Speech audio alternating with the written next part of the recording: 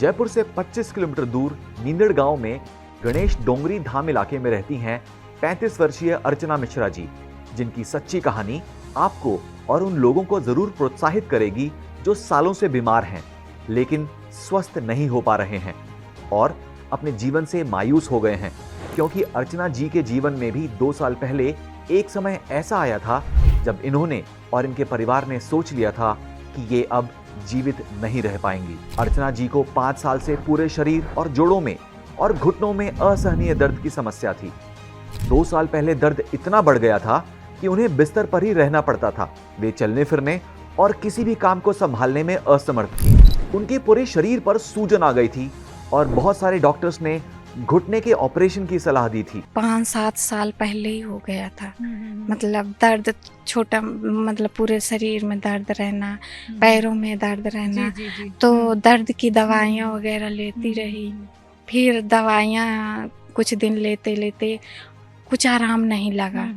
फिर उसके बाद में जांच वगैरह कराई तो भी कुछ फायदा नहीं हुआ, कुछ समझ में नहीं आया डॉक्टरों की भी। फिर उसके बाद में तो मेरे घुटने उठने पूरा शरीर सूज गया, हाथ पैर चेहरा वगैरह सब सूजने लगा। तो फिर उसके बाद मैं परेशान हो गई। फिर कई आयुर्वेदिक वाले देसी दवाई वाले आए जो वो हमें दवाई भी दे के गए, विश्वास दिलाए। हम ली भी, कम से कम 40-50 हज़ार रुपए तो मैं इधर उधर इन देसी दवाइयों में और पहले खर्च कर चुकी। और जो अंग्रेजी दवाई उनका कोई मोल ही नहीं, कितना कर चुकी, फिर भी मुझे फायदा नहीं हुआ। अर्चना जी गांव की एक निवासी हैं। गांव के जीवन में अनेक काम होते हैं और उनके लिए ये सब बहुत कठिन हो गया था, लेकिन अर्चना जी और उनका परिवार उनका साथ देने में सक्षम रहे। उनके बच्चे स्कूल छोड़कर मां की मदद करने लगे। परिवार ने मिलकर पूरी कोशिश की कि किसी तरह अर्चना जी ठीक हो जाएं। अर्चना जी ने भी अपनी क्षमता का पूरा उपयोग किया और खुद को इलाज के लिए प्रेरित किया, क्योंकि उन्हें अपने बच्चों और परिवार के लिए जीना था। अर्चना जी ने अपनी इच्छा शक्ति से अपनी समस्या का सामना किया और आखिरकार उन्हें इलाज मिला। एक दिन हकीम सुलेमान खान जी का टीवी पर शो देखा और एक नुस्खा अपने घर पर ही बनाया, जिसे इस्तेमाल करने से उनकी समस्या में उन्हें राहत मिली। इसके बाद इन्हें हकीम जी पर विश्वास हुआ और अपने जोड़ों, पैरों और घुटने के दर्द के लिए इन्होंने हकीम जी का गोंद सियाह मंगवाया।